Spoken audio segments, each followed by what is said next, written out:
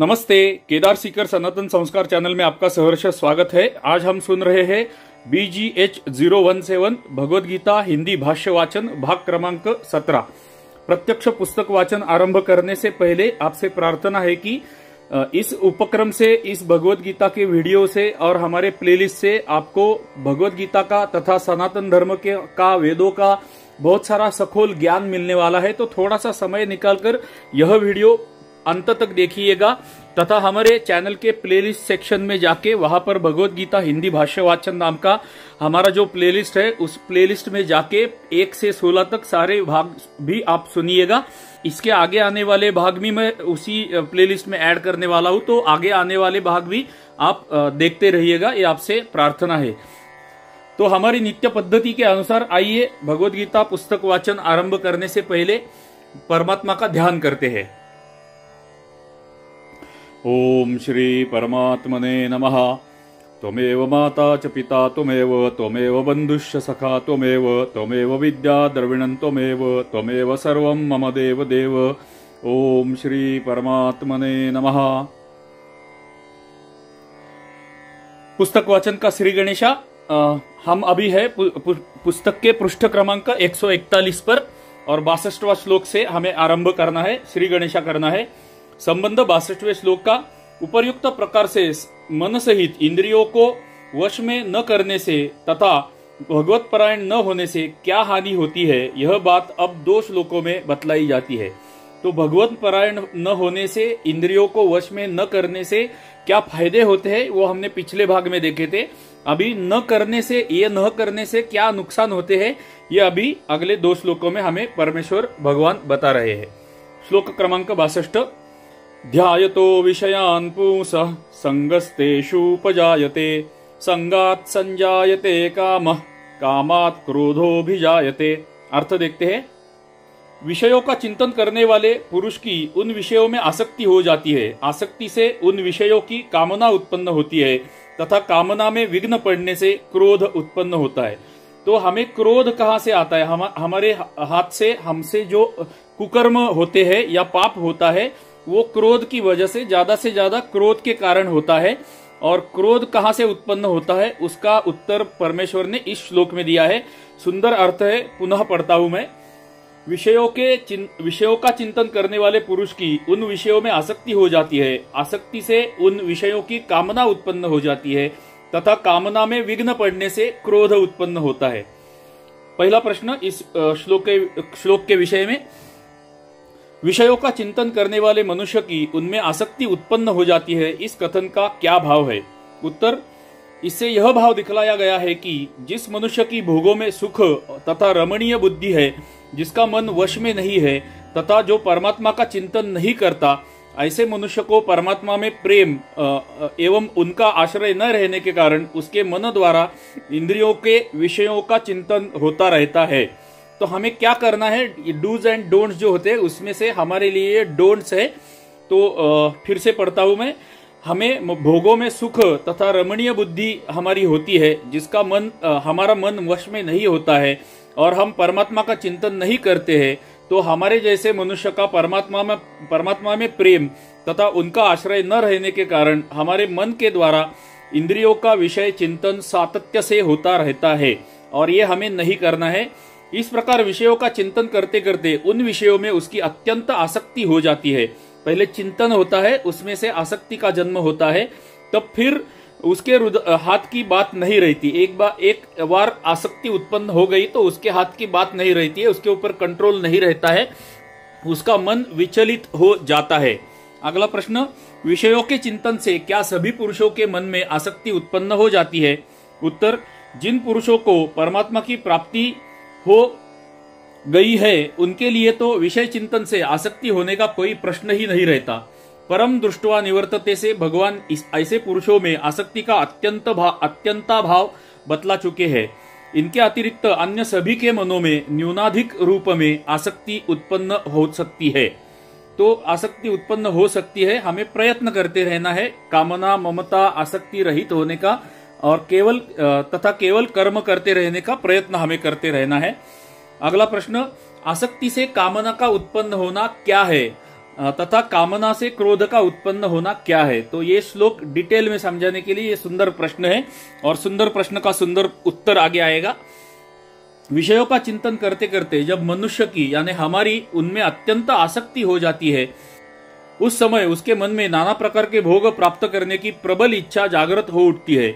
यही आसक्ति से कामना का उत्पन्न होना है तथा उस कामना में किसी प्रकार का विघ्न उपस्थित होने पर जो उस विघ्न के कारण में द्वेष बुद्धि होकर क्रोध उत्पन्न हो जाता है, यही कामना से क्रोध का उत्पन्न होना है।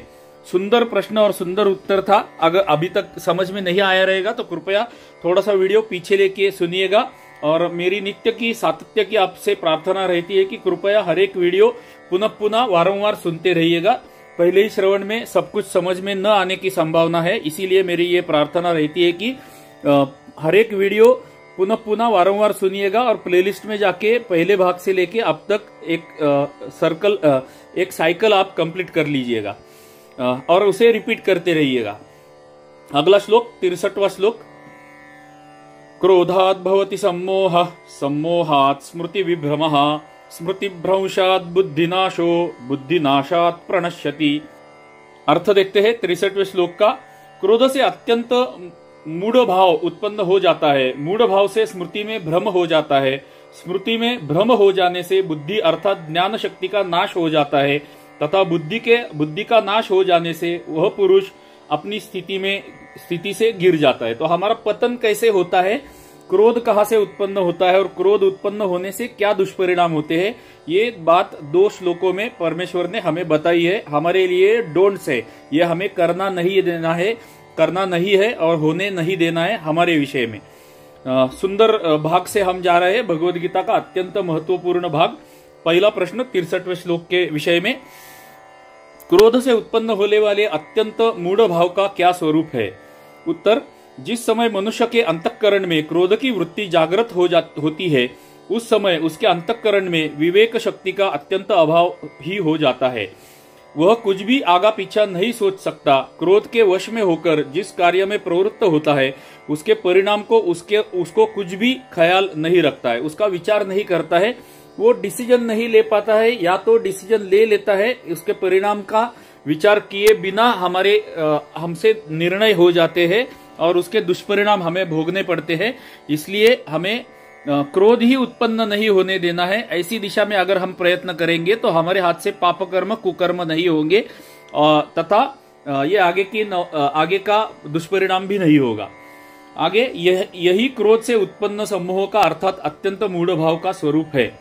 अगला प्रश्न, सम्मोह से उत्पन्न होने वाले स्मृति विभ्रम का क्या स्वरूप है। सुंदर एक एक शब्द, हर एक श्लोक का एक एक शब्द लेकर वो हमें भगवद गीता समझा रहे हैं।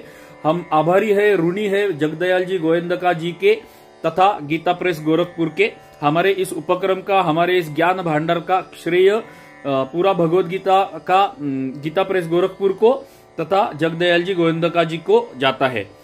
इस सुंदर प्रश्न का उत्तर, जब क्रोध के कारण मनुष्य के अंतःकरण में मूढ़ भाव बढ़ जाता है, तब उसकी स्मरण शक्ति भ्रमित हो जाती है। उसे यह ध्यान नहीं रहता है कि किस मनुष्य के साथ मेरा क्या संबंध है, मुझे क्या करना चाहिए, क्या न करना चाहिए, मैंने अमुक कार्य किस प्रकार करने का निश्चय किया था और अब क्या कर रहा हूं। इसलिए पहले सोची विचारी हुई बातों को वह काम में नहीं ला सकता, उसकी स्मृति छिन्न भिन्न हो जाती है। यही सम्मोह से उत्पन्न हुए स्मृति विभ्रम का स्वरूप है। तो देखिए कैसे दुष्परिणाम हमें वो बता रहे हैं, हमारा पतन कैसे होता है, हमारे विचारों का और कृतियों का, कर्म का पतन कैसे होता है। हमें एक एक स्टेप में एक एक शब्द से परमेश्वर हमें समझा रहे हैं। अगला प्रश्न, स्मृति विभ्रम से बुद्धि का नष्ट हो जाना तथा उस बुद्धि नाश से मनुष्य का अपनी स्थिति से गिर जाना क्या है। उत्तर, उपर्युक्त प्रकार से स्मृति में विभ्रम होने से अंतःकरण में किसी कर्तव्य अकर्तव्य का निश्चय करने की शक्ति का न रहना ही बुद्धि का नष्ट हो जाना है। ऐसा होने से मनुष्य अपने कर्तव्य का त्याग कर अकर्तव्य में प्रवृत्त हो जाता है। उसके व्यवहार में कटुता, कठोरता, कायरता, हिंसा, प्रतिहिंसा, दीनता, जड़ता तथा मूढ़ता आदि दोष आ जाते हैं। अतएव उसका पतन हो जाता है। वह शीघ्र ही अपनी पहले की स्थिति में नीचे गिर जाता है तथा मरने के बाद नाना प्रकार की नीच योनियों में या नरक में पड़ता है। यही बुद्धिनाश से उसका अपनी स्थिति से गिर जाना है। आगे आता है 64वां श्लोक का संबंध। इस प्रकार मन सहित इंद्रियों को वश में न करने वाले मनुष्य के पतन का क्रम बतलाकर अब भगवान स्थितप्रज्ञ योगी कैसे चलता है, इस चौथे प्रश्न का उत्तर आरंभ करते हुए पहले 2 श्लोकों में जिसके मन और इंद्रिया वश में होते हैं ऐसे साधक द्वारा विषयों में विवरण किए जाने का प्रकार तथा उसके फल बतलाते हैं।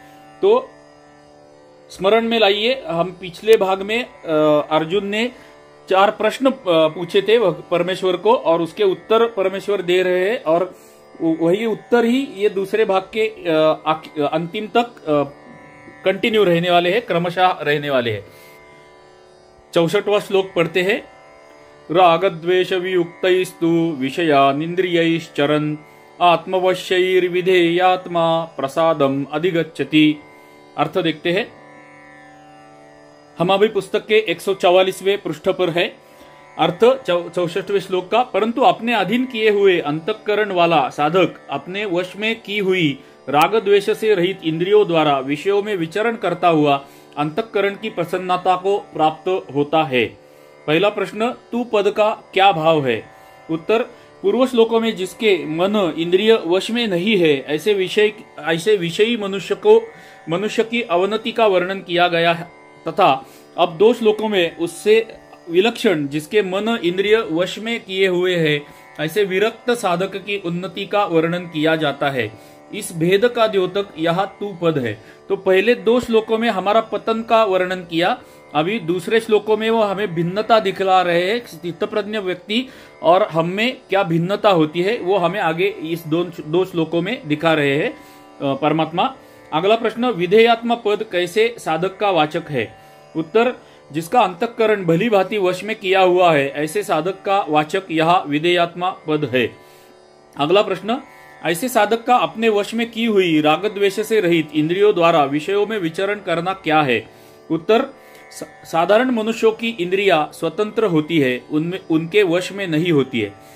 उन इंद्रियों में राग द्वेष भरे रहते हैं। इस कारण उन इंद्रियों के वश में होकर भोगों को भोगने वाला मनुष्य उचित अनुचित का विचार न करके जिस किसी प्रकार से भोग सामग्रियों के संग्रह करने और भोगने की चेष्टा करता है तथा उन भोगों में राग द्वेष करके सुखी दुखी होता रहता है, उसे आध्यात्मिक सुख का अनुभव नहीं होता। किंतु उपर्युक्त साधक की इंद्रियां उसके वश में होती है तथा उनमें राग द्वेष का अभाव होता है। इस कारण वह अपने वर्ण, आश्रम तथा परिस्थिति के अनुसार योग्यता से प्राप्त हुए भोगों में बिना राग द्वेष के विचरण करता है।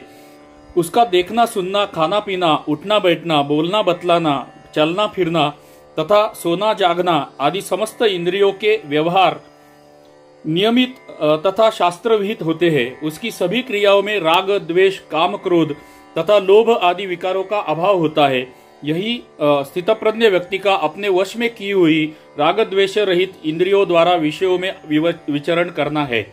अगला प्रश्न, पहले 59वें श्लोक में यह कहा जा चुका है कि परमात्मा का साक्षात्कार हुए बिना राग का नाश नहीं होता तथा यह राग द्वेष रहित होकर विषयों में विचरण करने से प्रसाद को प्राप्त होकर स्थिर बुद्धि होने की बात कही गई है।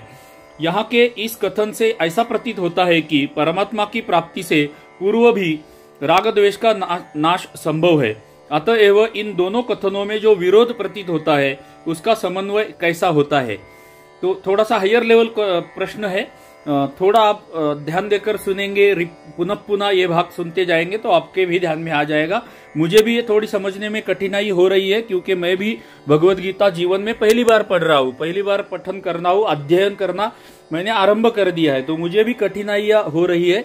किंतु हम यह सुनते जाएंगे, पढ़ते जाएंगे, वारंवार सुनते जाएंगे तो हमारे ध्यान में आने लगेगा, ऐसी मुझे आशा है। रादर मैं आश्वस्त हूँ। इस प्रश्न का, कठिन प्रश्न का उत्तर दोनों में कोई विरोध नहीं है क्योंकि वहां 59वें श्लोक में तो राग द्वेष का अत्यंत अभाव बतलाया गया है और यहाँ राग द्वेष रहित इंद्रियों द्वारा विषय सेवन की बात कहकर राग द्वेष के सर्वथा अभाव की साधना बताई गई है। तीसरे अध्याय के 40वें श्लोक में इंद्रिया, मन तथा बुद्धि इन तीनों की ही काम का अधिष्ठान बताया गया है। इससे यह सिद्ध होता है कि इंद्रियों में राग द्वेष न रहने पर भी बुद्धि या मन में सूक्ष्म रूप से राग द्वेष रह सकते हैं, परंतु 59वें श्लोक में अस्य पद का प्रयोग करके स्थिर बुद्धि पुरुष में राग द्वेष का सर्वथा अभाव बताया गया है। यहाँ केवल इंद्रियों में ही राग द्वेष के अभाव की बात नहीं है। अगला प्रश्न, इंद्रियों से विषयों का संयोग न हो जाने देना यानी बाहर से विषयों का त्याग, इंद्रियों के संयम तथा इंद्रियों का राग द्वेष से रहित हो जाना, इन तीनों में श्रेष्ठ तथा भगवत प्राप्ति में विशेष सहायक कौन है? सुंदर प्रश्न, हमारे लिए उत्तम मार्गदर्शन इसमें मिलेगा। तीनों ही भगवान प्राप्ति के सहायक है, किंतु इनमें बाह्य विषय त्याग की अपेक्षा इंद्रिय संयम तथा इंद्रिय संयम की अपेक्षा इंद्रियों का राग द्वेष से रहित होना विशेष उपयोगी तथा श्रेष्ठ है। यद्यपि बाह्य विषयों का त्याग भी भगवान की प्राप्ति में सहायक है, परंतु जब तक इंद्रियों का संयम तथा राग द्वेष का त्याग न हो तब तक केवल बाह्य विषयों के त्याग से विषयों की पूर्ण विवृत्ति नहीं हो सकती है तथा न कोई सिद्धि ही प्राप्त होती है। तथा ऐसी बात भी नहीं है कि बाह्य विषय का त्याग किए बिना इंद्रिय संयम हो ही नहीं सकता, क्योंकि भगवान की पूजा, सेवा, जप तथा विवेक, वैराग्य आदि दूसरे उपायों से सहज ही इंद्रिय संयम हो जाता है। महत्वपूर्ण वाक्य है, फिर से पढ़ूंगा मैं। ऐसी बात नहीं है कि बाह्य विषय का त्याग किए बिना इंद्रिय संयम हो ही नहीं सकता, क्योंकि भगवान की पूजा, सेवा, जप तथा विवेक, वैराग्य आदि दूसरे उपायों से सहज ही इंद्रिय संयम हो जाता है एवं इंद्रिय संयम हो जाने पर अनायास ही विषयों का त्याग किया जा सकता है। इंद्रिया जिसमें वश में है वह चाहे जब चाहे जिस विषय का त्याग कर सकता है, इसलिए बाह्य विषय त्याग की अपेक्षा इंद्रिय संयम श्रेष्ठ है। सुंदर विषय हमें बता रहे हैं वो। इस प्रकार इंद्रिय संयम भी भगवत प्राप्ति में सहायक है, परंतु इंद्रियों के राग द्वेष का त्याग किए बिना केवल इंद्रिय संयम से विषयों की पूर्णतया निवृत्ति होकर वास्तव में परमात्मा की प्राप्ति नहीं होती।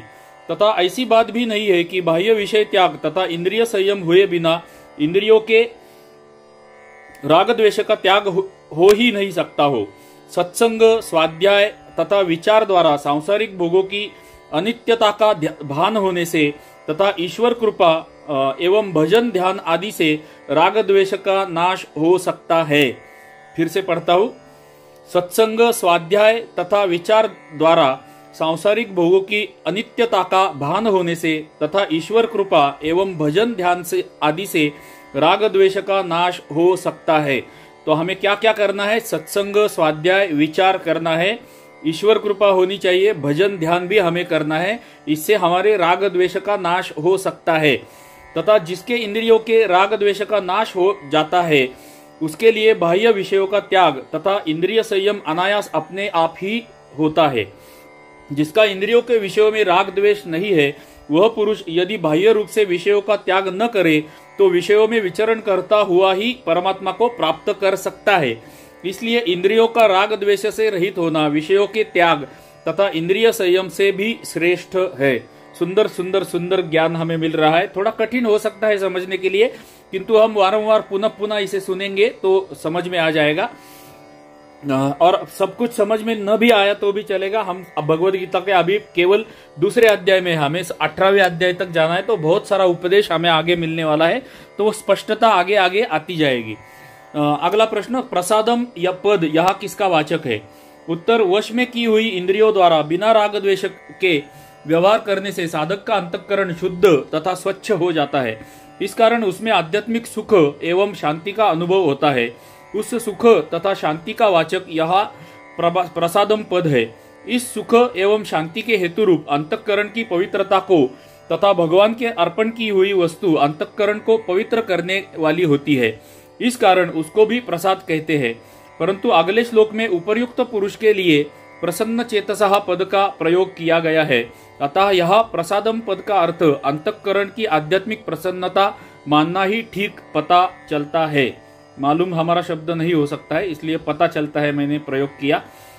65वां श्लोक, प्रसादे सर्व दुःखानां हानिरस्योपजायते प्रसन्न चेतसो इहाशु बुद्धि पर्यवतिष्ठते। अर्थ, अंतःकरण की प्रसन्नता होने पर इसके संपूर्ण दुखों का अभाव हो जाता है तथा उस प्रसन्न चित्त वाले कर्मयोगी की बुद्धि शीघ्र ही सब ओर से हटकर एक परमात्मा में ही भली भांति स्थिर हो जाती है। 65वें श्लोक के विषय में पहला प्रश्न, अंतःकरण की प्रसन्नता से सारे दुखों का अभाव कैसे हो जाता है? उत्तर, पापों के कारण ही मनुष्यों को दुख होता है तथा कर्मयोग के साधन से पापों का नाश होकर अंतःकरण विशुद्ध हो जाता है तथा शुद्ध अंतःकरण में ही उपर्युक्त सात्विक प्रसन्नता होती है। इसलिए सात्विक प्रसन्नता से सारे दुखों का अभाव बतलाना न्याय संगत ही है। अगला प्रश्न, सर्व दुखानाम पद किनका वाचक है तथा उनका अभाव हो जाना क्या है? उत्तर, अनुकूल पदार्थों के वियोग तथा प्रतिकूल पदार्थों के संयोग से जो आध्यात्मिक, अधिदैविक तथा अधिभौतिक नाना प्रकार के दुख संसारिक मनुष्यों को प्राप्त होते हैं, उन सब दुखों का वाचक यहाँ दुखानाम पद है। उपर्युक्त साधक को आध्यात्मिक सात्विक प्रसन्नता का अनुभव हो जाने के बाद उसे किसी भी वस्तु के संयोग वियोग से किंचित मात्र भी दुख नहीं होता है। वह सदा आनंद में मग्न रहता है। वह सदा आनंद में मग्न रहता है। यही संपूर्ण दुखों का अभाव हो जाना है। महत्वपूर्ण पैराग्राफ है। अगर समझ में नहीं आया रहेगा तो पुनः वीडियो सुनिएगा या वीडियो थोड़ा पीछे लेके आप सुन सकते हैं। आगे अगला प्रश्न, प्रसन्न चित्त वाले योगी की बुद्धि शीघ्र ही सब ओर से हटकर भली भांति परमात्मा में स्थिर हो जाती है। इस कथन का क्या भाव है? उत्तर, इससे यह भाव दिखलाया गया है कि अंतःकरण के पवित्र हो जाने पर जब साधक को आध्यात्मिक प्रसन्नता प्राप्त हो जाती है तब उसका मन क्षणभर भी उस सुख एवं शांति का त्याग नहीं कर सकता। इस कारण उसके अंतःकरण की वृत्तियां सब ओर से हट जाती है तथा उसकी बुद्धि शीघ्र ही परमात्मा के स्वरूप में स्थिर हो जाती है। फिर उसके निश्चय में एक सच्चिदानंद घन परमात्मा में भिन्न कोई वस्तु नहीं रहती है। फिर उसके विषय निश्चय में एक सच्चिदानंद घन परमात्मा से भिन्न कोई वस्तु नहीं रहती है। अगला प्रश्न, अर्जुन का प्रश्न स्थितप्रज्ञ सिद्ध पुरुष के विषय में था। इस श्लोक में साधक का वर्णन है क्योंकि इसका फल प्रसाद की प्राप्ति के द्वारा शीघ्र ही बुद्धि का स्थिर हो जाना बतलाया गया है। अतएव अर्जुन के चौथे प्रश्न का उत्तर इस श्लोक से कैसे माना जा सकता है? सुंदर और हाई लेवल प्रश्न है। उच्च श्रेणी का प्रश्न है। उत्तर, यद्यपि अर्जुन का प्रश्न साधक के संबंध में नहीं है, परंतु अर्जुन साधक है तथा भगवान उन्हें सिद्ध बनाना चाहते हैं। अतएव सुगमता के साथ उन्हें नया अच्छा शब्द हमें पता चला, सुगमता। सरलता, सहजता, सुगमता समान शब्द है। सुगमता अच्छा शब्द पता चला। धन्यवाद जगदयाल जी। अतएव सुगमता के साथ उन्हें समझाने के लिए भगवान ने पहले साधक की बात कहकर अंत में 71वें श्लोक में उसका सिद्ध में उपसंहार कर दिया है। अर्जुन के प्रश्न का पूरा उत्तर तो उस उपसंहार में ही है। उसकी भूमिका का आरंभ इन्हीं श्लोकों से हो जाता है। अतएव अर्जुन के चौथे प्रश्न का उत्तर यहीं से आरंभ होता है, ऐसा ही मानना उचित है। 66वें श्लोक का संबंध, इस प्रकार मन तथा इंद्रियों के वश में करके अनासक्त भाव से इंद्रियों द्वारा व्यवहार करने वाले साधक को सुख, शांति तथा स्थितप्रज्ञ अवस्था प्राप्त होने की बात कहकर अब 2 श्लोकों द्वारा इससे विपरीत जिसके मन इंद्रिय जीते हुए नहीं है, ऐसे हमारे जैसे विषयासक्त मनुष्य में सुख शांति का अभाव दिखलाकर विषयों के संग से उसकी हमारी बुद्धि के विचलित हो जाने का प्रकार बतलाते हैं। तो हमारा वर्णन आगे आने वाले 2 श्लोकों में आने वाला है, 66 और 67 में। 66वां श्लोक, नास्ति बुद्धिर्युक्तस्य न चायुक्तस्य भावना न चाभावयतः शांतिर् अशांतस्य कुतः सुखम। दूसरी पद्धति से भी इसे पढ़ा जा सकता है, वो भी पद्धति से मैं आपको पढ़ के दिखाता हूँ। नास्ति बुद्धि अयुक्तस्य न चायुक्तस्य भावना न चाभावयतः शांतिः अशांतस्य कुतः सुखम। दोनों पद्धति से आप पढ़ सकते हैं, आपकी सुविधा के अनुसार आप पढ़ लीजिएगा। इस श्लोक का अर्थ देखते हैं। न जीते हुए मन तथा इंद्रियों वाले पुरुष में निश्चयात्मिका बुद्धि नहीं होती है तथा उस अयुक्त मनुष्य के अंतःकरण में भावना भी नहीं होती। तथा भावनाहीन मनुष्य को शांति नहीं मिलती एवं शांति रहित मनुष्य को सुख कैसे मिल सकता है। तो हमारा जो पतन होता है उसका क्रम और उसके दुष्परिणाम इन सारे श्लोकों में हमें परमेश्वर बता रहे हैं। अच्छी बात है। आगे चलते हैं प्रश्न उत्तर की दिशा में। पहला प्रश्न, अयुक्तस्य पद यह कैसे मनुष्य का वाचक है।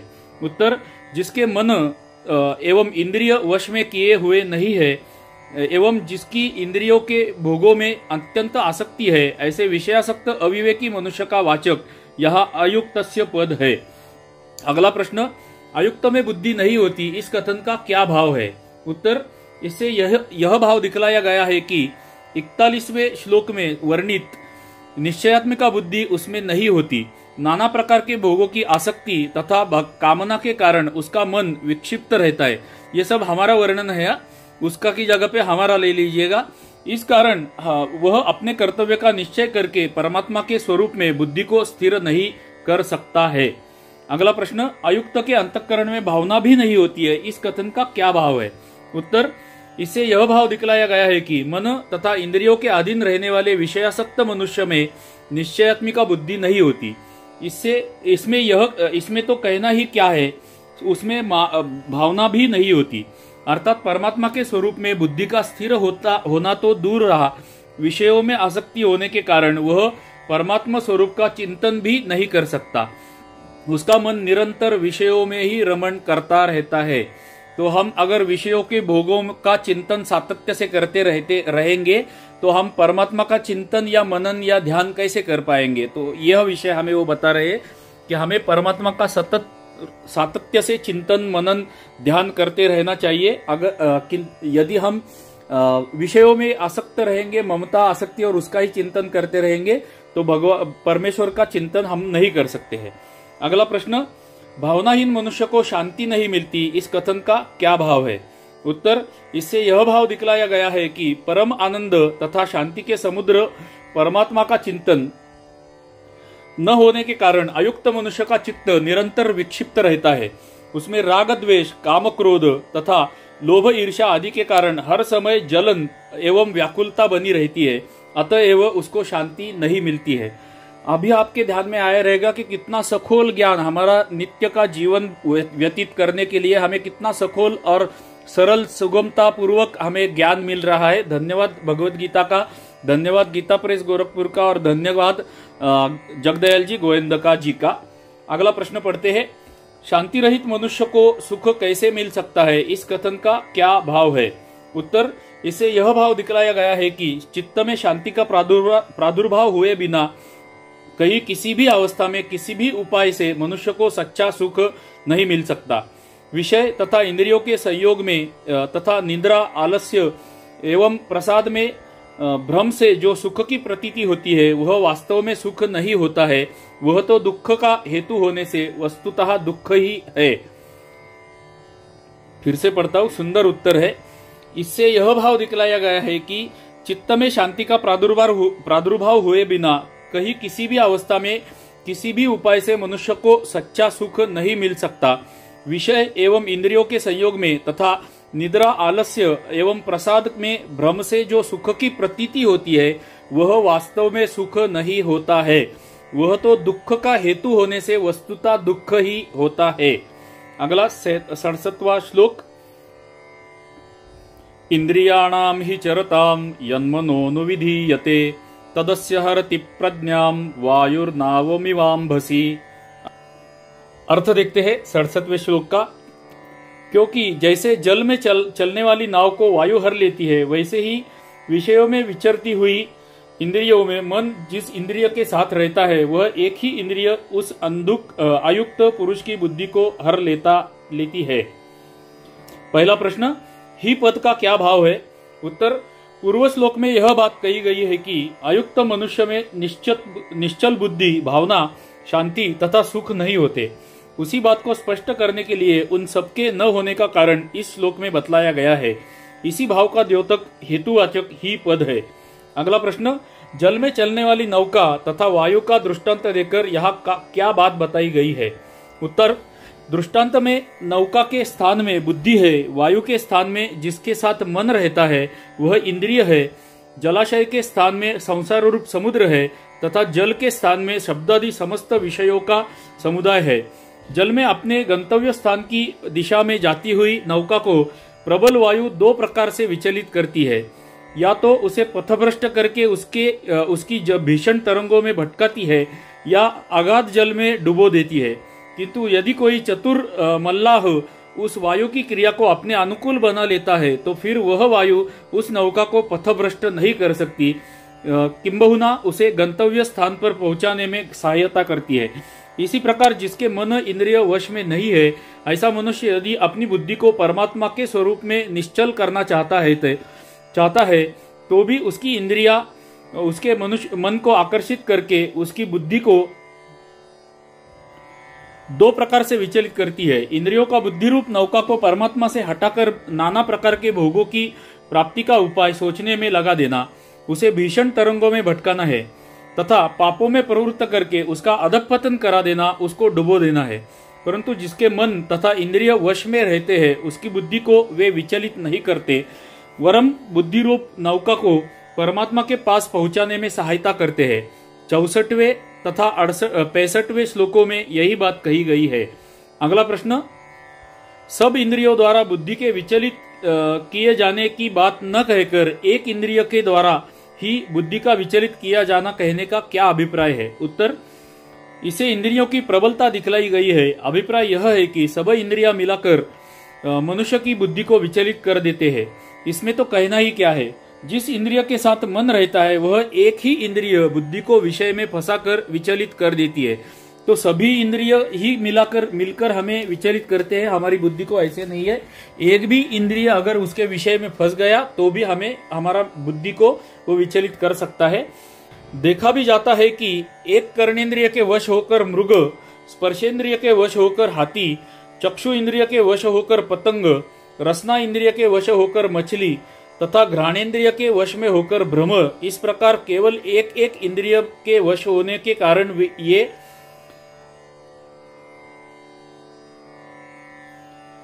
सब अपने प्राण खो बैठते हैं। इसी तरह मनुष्य की बुद्धि भी एक एक इंद्रिय के द्वारा ही विचलित की जा सकती है। अगला प्रश्न, वहां यत और तत् का संबंध मन के साथ क्यों न माना जाए? उत्तर, यही यहाँ इंद्रियाणाम पद में निर्धारणे षष्ठी है, अतः इंद्रियों में से जिस एक इंद्रिय के साथ मन रहता है उसी के साथ यह यत पद का संबंध मानना उचित है तथा यत तत् का नित्य संबंध है, अतः तत् का संबंध भी इंद्रिय के साथ ही होगा।